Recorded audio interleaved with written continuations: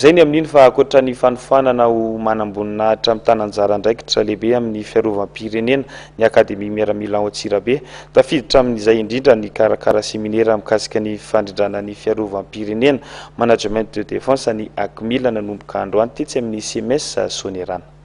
Ahoana no andrindrana ny fiarovam-pirenena ifanaraka ny zava-misy eto amin'ny firenena?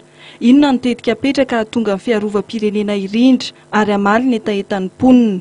Ireo no anisan'ny fanontaniana mipetraka ary hitondrana valiny amin'ny tsy fivoriana momba ny fandrindrana ny fiarovam-pirenena karakarain'ny ACMIL eto amin'ny CMS Sonerana ity. Ity aloha dia séminaire, atao hoe séminaire zany mamafy. Dia mampalala ny olona zany satria mandeha ambaratongana zany tany amin'ny dialogue de défense zany resaka momba ny hoe inona ny zavatra misy eo amin'ny sehatra iraisam-pirenena, inona ny ambana na menace misy eto amintsika.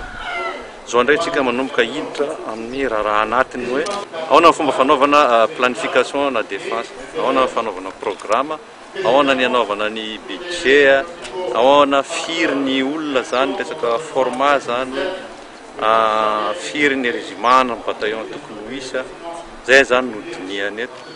Dia manao fanazarana momba an'izay zany ireo olona ao ireo. Hitanareo fa misy olona hafa fa tsy miaramila fotsiny satria ny resaka fiarovana tsy resaka miaramila fotsiny.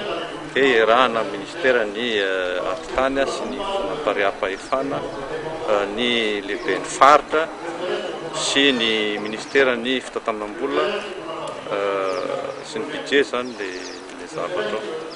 Dia aorinan'io zany ny eritreretina zany manana fomba fijery mitovitovy ny olona miandraikitra n'izany fiarovana izany. Ampitaina mandritra ny seminaire ny fomba sy ny pakarahana amin'ny fandrafetana ny tarikevitra toy ny politika momba ny fiarovam-pirenena miainga amina ohatra ny ivelany.